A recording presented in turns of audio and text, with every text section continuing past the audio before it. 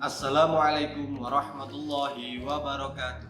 Salam dan bahagia Bapak Ibu Guru hebat.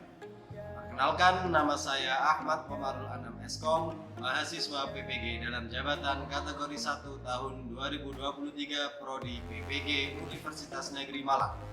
Saat ini saya bertugas di SMA Negeri 1 Babat, Kabupaten Lamongan, Jawa Timur.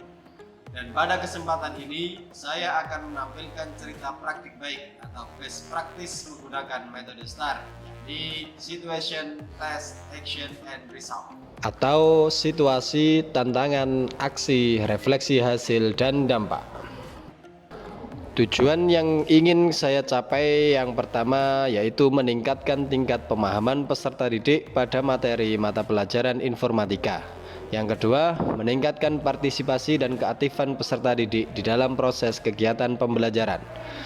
Yang melatar belakangi video pembuatan best practice ini adalah yang pertama, peserta didik cenderung tidak bersemangat dan malas saat proses pembelajaran.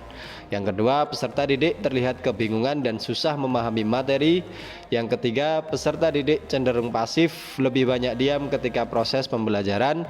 Yang keempat, kurangnya respon peserta didik ketika guru memberikan pertanyaan. Dan yang kelima, metode pembelajaran yang diterapkan oleh guru masih terbilang monoton.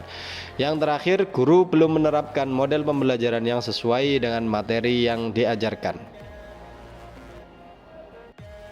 Kemudian dari poin-poin di atas, tantangan yang kami hadapi ketika ingin mencapai tujuan di atas adalah yang pertama, pemilihan dan penerapan metode pembelajaran yang tepat bagi peserta didik.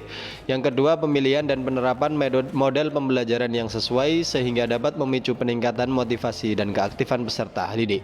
Yang ketiga, pemilihan dan penerapan media pembelajaran yang tepat. Dan yang keempat, pembuatan LKPD yang sesuai dengan kegiatan pembelajaran dan materi peserta didik untuk meningkatkan skill berpikir tingkat tinggi pada peserta didik. Langkah kami dalam aksi praktik baik ini sesuai tantangan yang kami hadapi adalah dengan menerapkan model pembelajaran Problem Based Learning atau PBL dengan langkah-langkah kegiatan sebagai berikut. Yang pertama, orientasi peserta didik pada masalah. Dengan menerapkan TPEC, menyampaikan topik dan mengajukan pertanyaan berupa sebuah permasalahan, kemudian mengajukan pertanyaan mendasar tentang apa yang harus dilakukan terhadap topik permasalahan untuk dapat dipecahkan. Sintaks yang kedua, mengorganisasi peserta didik. Peserta didik membentuk kelompok yang terdiri dari 5 anak dalam setiap kelompok. Kemudian peserta didik mengakses Google Classroom untuk melihat LKPD yang telah dibagikan. Kedua, berdiskusi, menyusun dan melaksanakan langkah-langkah pemecahan masalah atau menerapkan solusi yang terpilih. Sintaks yang ketiga, membimbing penyelidikan peserta didik.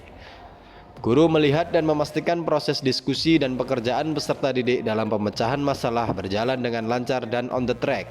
Yang kedua, guru memberikan bantuan arahan dan petunjuk pada kelompok yang mengalami kesulitan. Sintaks yang keempat, mengembangkan dan menyajikan karya. Kelompok peserta didik mempresentasikan hasil karya yang telah dikerjakan dengan bergantian dan ditanggapi oleh kelompok lain.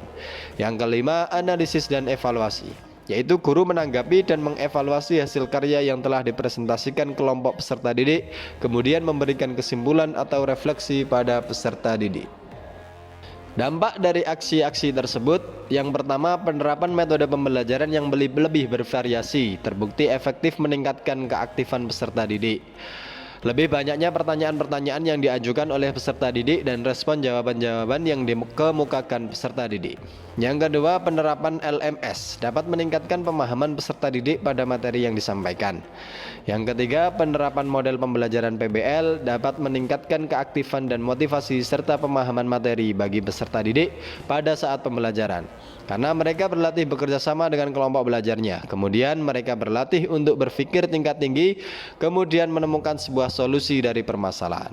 Yang keempat, desain pembelajaran yang berpusat pada siswa dapat meningkatkan keaktifan peserta didik saat pembelajaran, sehingga siswa lebih terlihat termotivasi dan semangat untuk belajar.